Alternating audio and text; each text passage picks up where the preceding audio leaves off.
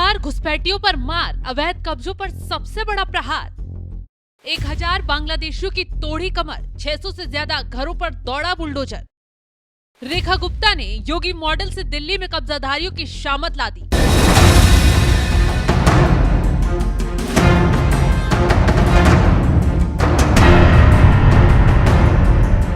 दिल्ली से गुजरात तक योगी मॉडल ने बांग्लादेशियों की शामत ला दी है। अभी तो अहमदाबाद के मिनी पाकिस्तान को रौंदा गया, जिसे लल्ला पठान ने शासन प्रशासन की नाक के नीचे पनपाया, अवैध घुसपैठियों को बसाया।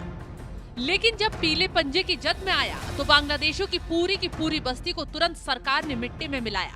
अहमदाबाद की खबर से सबका चौंकना खत्म हुआ नहीं था, तभी दिल्ली से आई बड़ी खबर ने सबको हिलाकर रख दिया, क्योंकि राजधानी दिल्ली में अवैध घुसपैठियों ने कब्जा कर सुरक्षा को चुनौती दी, चंद लोगों की सहपर बस्ती बसा ली। ऐसे में अब सीएम रेखा गुप्ता ने प्रहार करते हुए बांग्लादेशियों को न सिर्फ बांग्लादेश में फेंकने का काम किया, बल्कि अवैध कब्जाधारियों पर बुलडोजर तक दौड़वा दिया। दरअसल दिल्ली में मंदरासी बस्ती में 600 से अधिक पक्के मकानों को ढहाया गया। बारापुला के नीचे से जा रहे नाले की जमीन पर अवैध रूप से कब्जा कर मद्रासी बस्ती बसाई गई थी। पीडब्ल्यूडी के अधिकारी, कई थानों की पुलिस और अर्धसैनिक बलों के साथ 3 जेसीबी मशीन से अवैध निर्माण को ढहाया गया। ढहाए गए ज्यादातर मकान 2 से 3 मंजिला थे। इन मकानों में मालिक के अलावा कई परिवार किराए पर रह रहे थे। लगभग सभी परिवार दक्षिण भारतीय हैं। इसमें रहने वाली ज्यादातर महिलाएं साउथ एक्सटेंशन, जंगपुरा और निजामुद्दीन कॉलोनियों के घरों में काम करती हैं। यहाँ रह रहे ज्यादातर लोगों की दलील थी कि वो 50 साल से यहाँ रह रहे हैं। ये कोर्ट के आदेश पे कार्रवाई हो रही है और ये जो इंक्रोचमेंट था वो उसको कोर्ट के आदेश पे ही हम हटा रहे हैं। वो बारापुला ड्रेन है, उसकी साफ सफाई में ये नैरो भी हो गई थी ड्रेन यहाँ पर, तो उसकी साफ सफाई में भी, वाटर फ्लो में भी दिक्कत आ रही थी। हेवी रेन के टाइम में जो पानी भर जाता है पूरे इलाके में, वो इन्हीं वजहों से फैलता है। तो कोर्ट में ये मामला चल रहा था और कोर्ट ने बोला था कि आज से आप हटा सकते हैं। इनको हमने नरेला, जो भी एलिजिबल लोग हैं उनको हमने नरेला में फ्लैट भी अलॉट करवा दिया डीडीएस। लोगों का कहना है कि नरेला में न पानी की व्यवस्था है न बिजली की व्यवस्था है, क्या करें? नहीं, पानी की और बिजली की है, थोड़ी बहुत जो कमी है वो जल्दी ही दूर होगी, वो भी दूर हो जाएगी। कितनी झुग्गियां आज यहाँ पर तोड़ी जा रही हैं? 370, उसमें से 189 एलिजिबल है और 181 जो है वो रीसेटलमेंट के लिए एलिजिबल नहीं पाई गई है। तो सर क्या पहले से नोटिस इन लोगों को आया हुआ था? उनको पता है, सबको पता है, नोटिस भी दे दिया गया। पहले आगाह किया गया, फिर नोटिस थमाया गया और आखिर में अवैध कब्जा खाली न करने वालों पर प्रहार हुआ। 1-2 नहीं, दिल्ली के तमाम इलाकों तक बुलडोजर पहुंचा और अवैध कब्जों को खाली करवाया गया।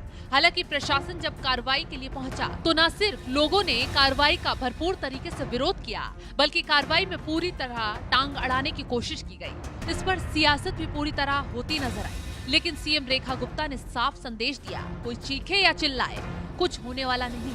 अवैध कब्जा किसी कीमत पर बर्दाश्त नहीं किया जाएगा।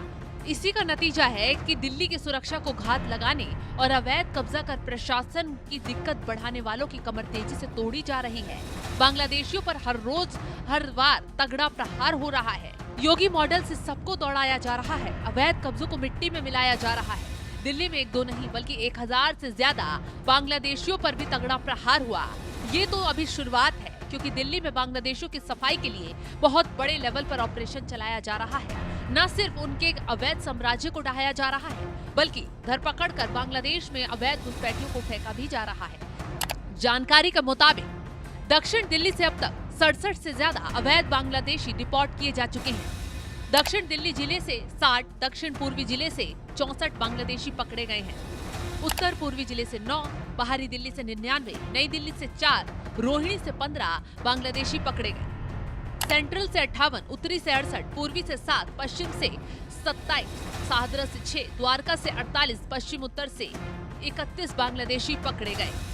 जबकि सबसे ज्यादा उत्तरी बाहरी दिल्ली से 127 अवैध बांग्लादेशियों को अब तक डिपोर्ट किया जा चुका है। खुलासा तो ये भी हुआ है, ज्यादातर जो बांग्लादेशी है वो कूच बिहार के रास्ते दिल्ली तक पहुंचे। दिल्ली से पहले ये सभी बांग्लादेशी नू में रहकर काम कर रहे थे और उसके बाद धीरे धीरे दिल्ली को ठिकाना बना लिया।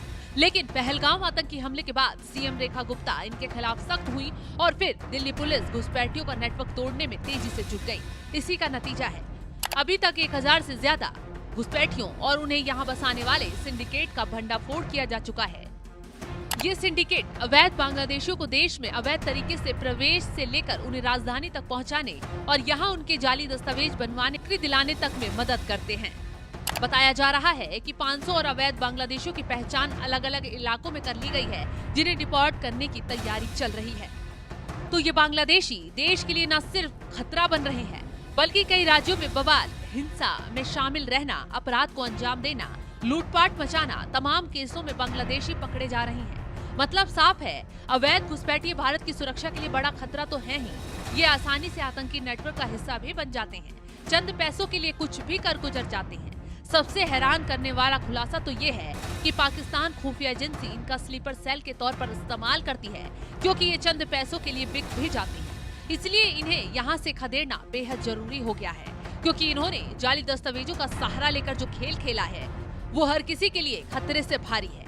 खैर, अभी तो कार्रवाई की शुरुआत है। आगे आगे देखिए कैसे दिल्ली में घुसपैठियों, अवैध कब्जाधारियों पर सबसे तगड़ा प्रहार किया जाता है।